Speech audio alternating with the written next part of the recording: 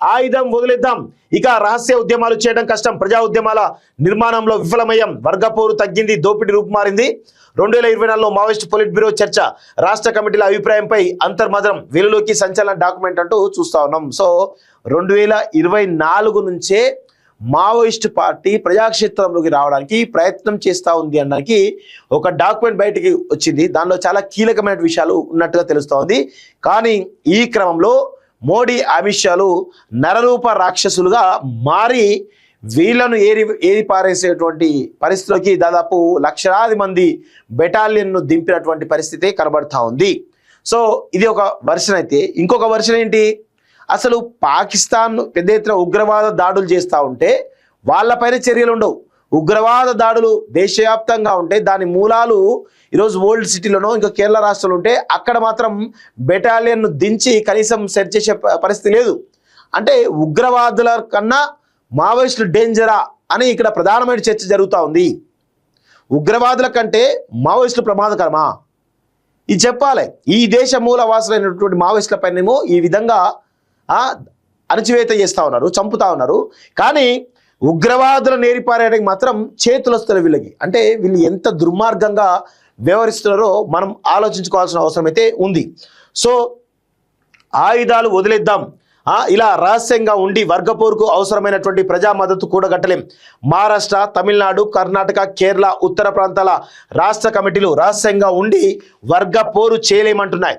జనజీవన స్రవంతిలో వస్తేనే ఉద్యమాలకు అవసరమైనటువంటి ప్రజా మద్దతు కూడగట్టగలమని అంటున్నాయి అని మావోయిస్టులోని ఒక వర్గం గత 2 ఏళ్ల నుంచే వాదించిన విషయం తాజాగా వెలుగులోకి వచ్చింది. అందుకు సంబంధించిన సంచలన డాక్యుమెంట్ సోమవారం వెలుగు చూసింది. మావోయిస్ట్ పార్టీ పొలిట్ బ్యూరో 2024లో అన్ని స్థాయిల్లోని కమిటీలకు ఈ డాక్యుమెంట్ పంపించింది. ప్రజా ఉద్యమాలను నిర్మించడంలో విఫలమయ్యారని, రహస్య జీవితంలో ఉండి వర్గపోరు చేయలేమని ఆయా రాష్ట్రాల కమిటీలు అన్నట్లుగా ఆ డాక్యుమెంట్లో పొలిట్ బ్యూరో పేర్కొంది. అంటే అప్పటికే మావోయిస్ట్ పార్టీలోని పలు రాష్ట్రాల కమిటీల్లో ఆయుధాలు వదిలేన చర్చ జరిగిందని అర్థమవుతుంది.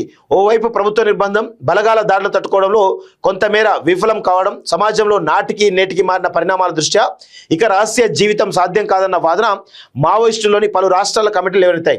31 పేజీల ఈ డాక్యుమెంట్లో అంతకు ముందు 3.5 ఏళ్ల కాలంలో పార్టీకి అనుకూలంగా ప్రతికూలంగా పరిణమించిన అంశాలపై చర్చ జరిగింది. అయితే మహారాష్ట్ర, తమిళనాడు, కర్ణాటక, కేరళ, ఉత్తర ప్రాంతాల రాష్ట్ర కమిటీల వాదన సరైంది కాదని ఈ డాక్యుమెంట్ పేర్కొంది. కానీ అప్పటికే మావోయిస్టులో ఉన్నటువంటి భిన్నాభిప్రాయాలను ఈ డాక్యుమెంట్ బయటపెట్టింది. ఈ డాక్యుమెంట్లో 2024 ముందు 3 ఏళ్లలో జరిగిన పరిణామాలు వివరించారు. 2024 ముందు 3 ఏళ్లలో భద్రతా బలగాల ఎన్కౌంటర్లో 683 మంది మావోయిస్టులు మరణించారు. వీరిలో 190 మంది మహిళలు కూడా ఉన్నారట. మరోవైపు ఆ 3 ఏళ్లలో మావోయిస్టులు చేసిన 669 దాడుల్లో 261 మంది పోలీసులు చనిపోగా 516 మంది గాయపడ్డారు. మనం 25కి పైగా ఆయుధాలు స్వాధీనం చేసుకున్నాం.